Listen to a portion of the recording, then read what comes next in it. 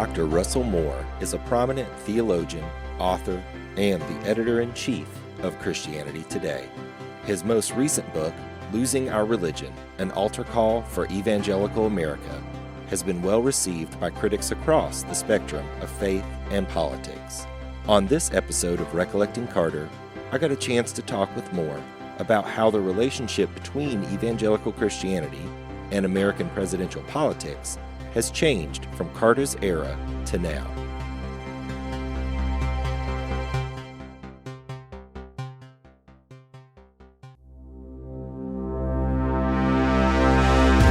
I, Jimmy Carter, do solemnly swear The time for racial discrimination is over. that I will faithfully execute an undiminished, ever expanding American dream.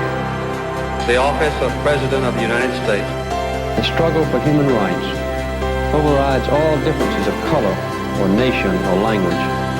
and will, to the best of my ability, It is a crisis of confidence. preserve, protect, and defend To remove the light of war, the threat of war, would be the overwhelming dream that I would have. the Constitution of the United States. We will not learn how to live together in peace by killing each other's children. So help me God.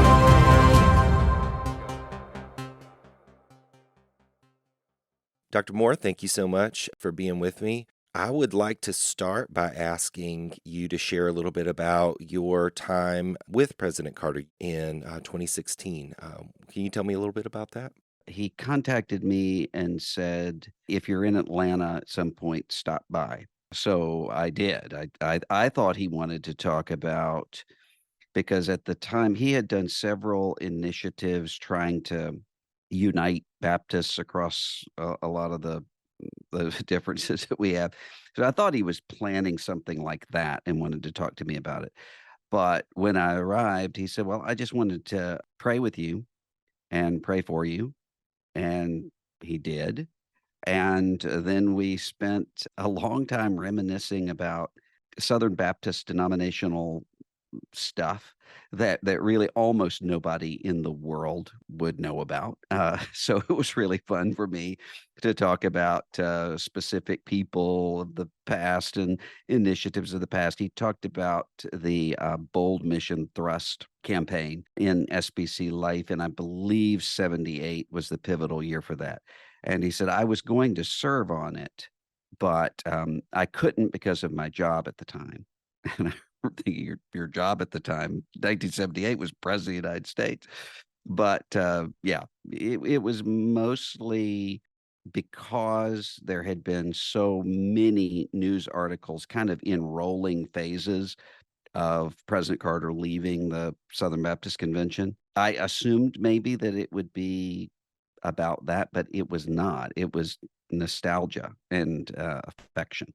That seems like it's kind of par for the course with him. He subverts a lot of expectations and often just really cares more about personal connection than we expect of public figures. That has been the experience of so many people that I've talked to in so many different realms. Something that I was really interested to talk with you in particular about, the theme of the podcast has been, why do we remember Carter the way that we do? And Carter, I think you could argue, to whatever degree that you are able to quantify a statement like, he was the most Christian president we've ever had. If that's true, why do so many different factions of American Christianity criticize Carter or distance themselves from that version of Christianity? Well, I think there are a number of reasons. I mean, one of them being, I think the reaction to Carter for some conservative evangelicals, as a matter of fact, I think by this point, maybe most, is for the same reasons it would be true of typical conservative Republicans, which is policy disagreement on a variety of issues. I think there would be a lot of conservative evangelicals who would just say, especially if they're of a certain age, I remember the inflation, I remember the high interest rates, I remember those hostages, those sorts of things. And then I think beyond that, there was such a key pivot during that time from 76 to 80, because in 76, there was an identity politics element. For instance, Duke McCall, who had been the president at my alma mater, Southern Baptist Theological Seminary, had said in 76, Jimmy Carter is a Southern Baptist and he talks like one. And I remember when I read that years and years and years later, long after Duke McCall was gone, wondering, did he mean he talks like one, meaning that he knows the language that we use theologically and ecclesially, or does he mean he has a Georgia accent? And I don't know. But I do remember that both of those things, I mean, I was 5, but I remember both of those things. It was the first presidential election that I remember. I mean, we did mock elections and kindergarten and that sort of thing. And a lot of that had to do with the fact that here was someone from the Deep South that I don't think anybody ever expected to be elected president, and somebody who could talk about being born again. And I think in some ways, the kind of dismissal that Carter received in 76, both for his Southernness and for his evangelical Christianity, caused more support in certain places. I mean, that's one of the reasons why I think he won my home state, Mississippi, in 76. But I think that that led to an expectation that he did not meet when it came to the identity politics. So I think for some evangelicals, the response was similar to the kind of response that would have happened from the neoconservative Cold War Democrats, who lamented the fact that they had so few positions of influence within the administration.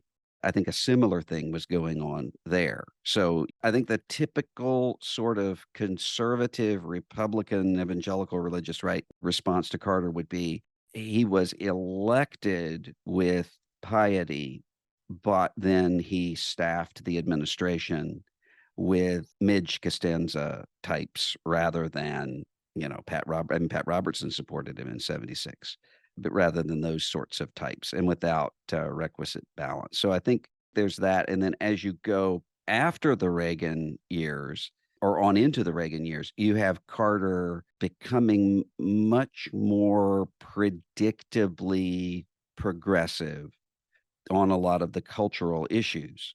Some of that, I think, because of the way that the cultural issues, that conversation changed in the meantime. But I mean, if you remember in 76, Carter was very complicated when it came to some of the key cultural questions and was very much culturally conservative in a lot of his intuitions and instincts.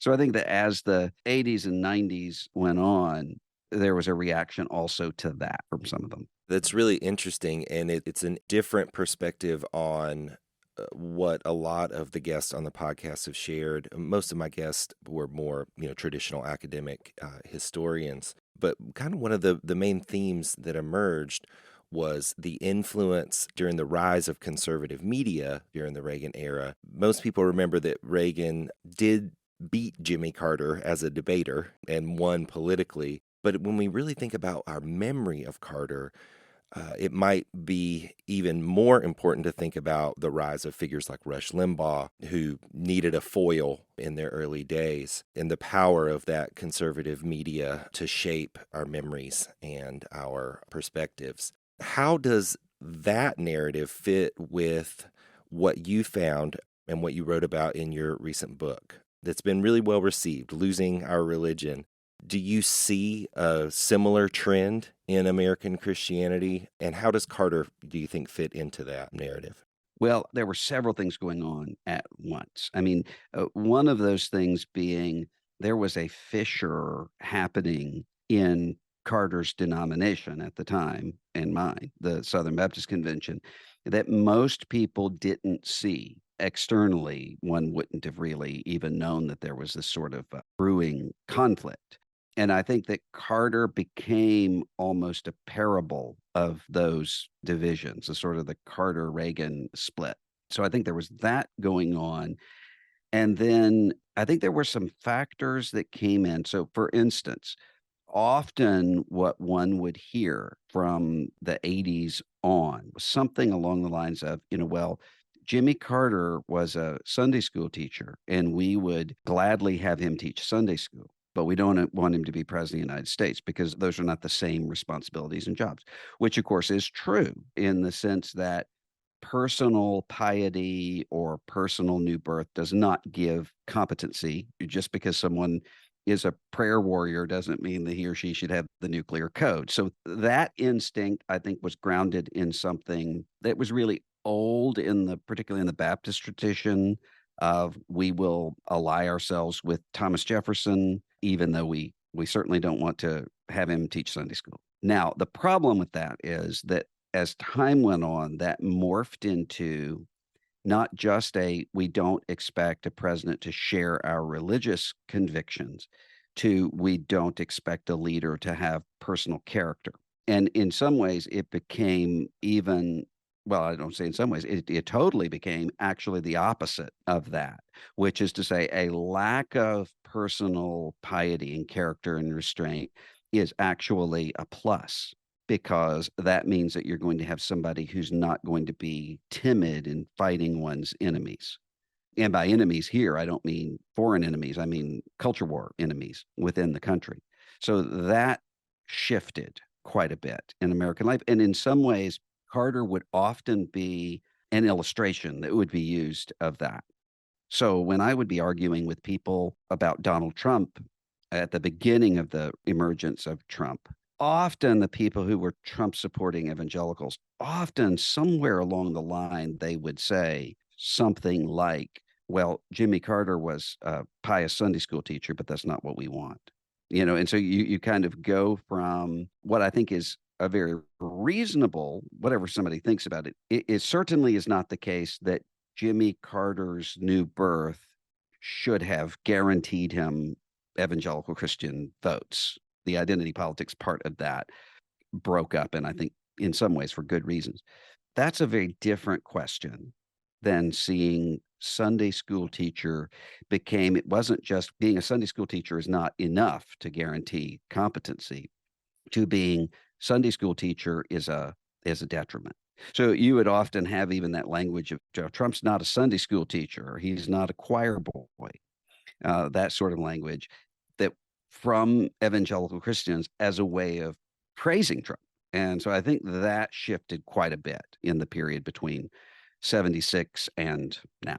I want to dive into that distinction that you make a little bit more. You use the word specifically evangelical Christian, which has a long historical context, but has a different meaning in the most recent iteration, because we also hear from certain quarters of American Christianity that we want a Christian president, right? So what's the truth there? Has that also morphed? Do American Christians still want a Christian president? Or is the rejection of Carter and what he stood for and his legacy from a political leadership perspective, is that a rejection of we don't want a Christian president?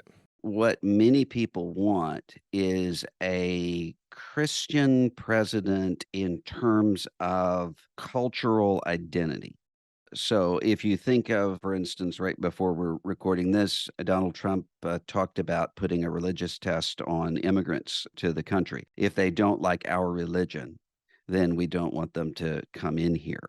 And along with that, we're going to say Merry Christmas again instead of Happy Holidays. So there's a sense of Christian in that way, but not with a Christian ethic.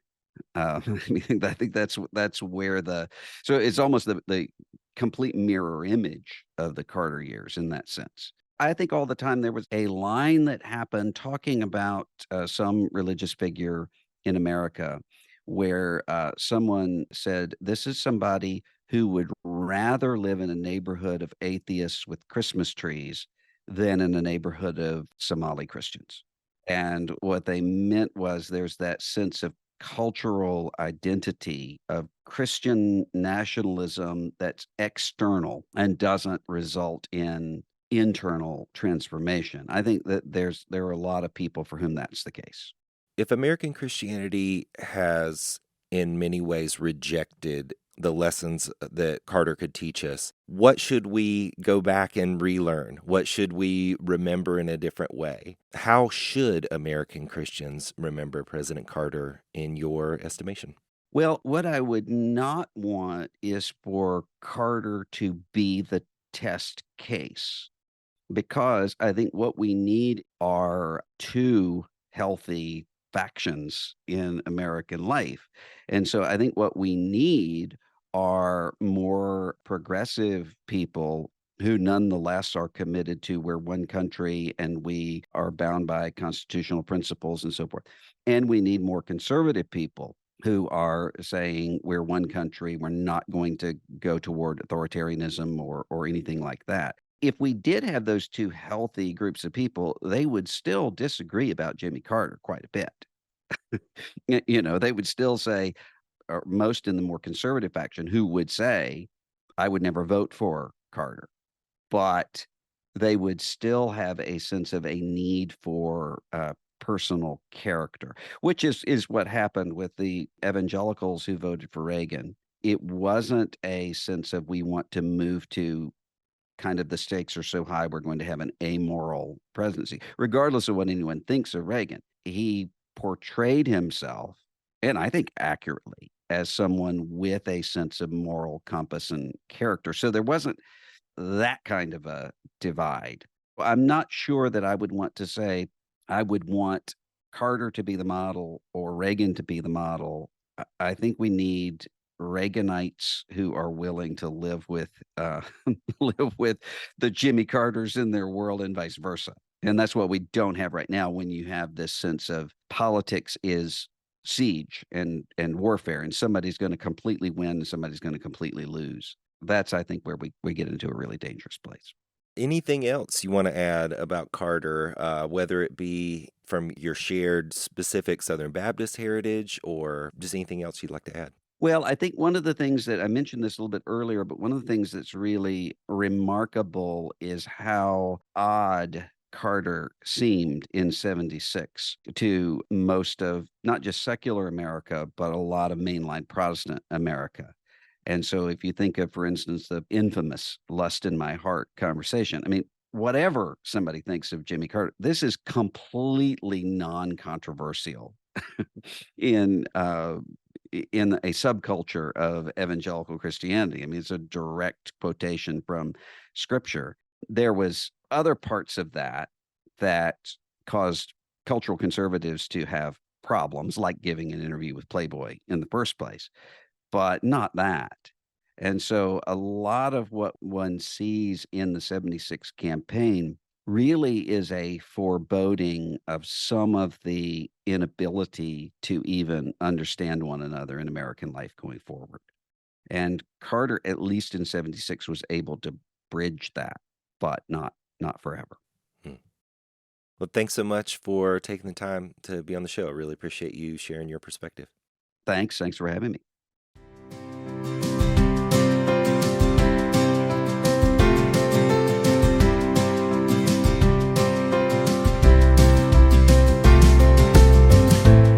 Recollecting Carter is produced by me, Jason Lee Guthrie, with support from Georgia Humanities and the Liebner Cooper Family Foundation. Original music and sound design by Joel Corey. Logo design by Whitney Matheson. Archival media provided by the Carter Center. Special thanks to my intern Michael Smith and my students at Clayton State University who have contributed to this podcast. You can connect with the show online at recollectingcarter.com.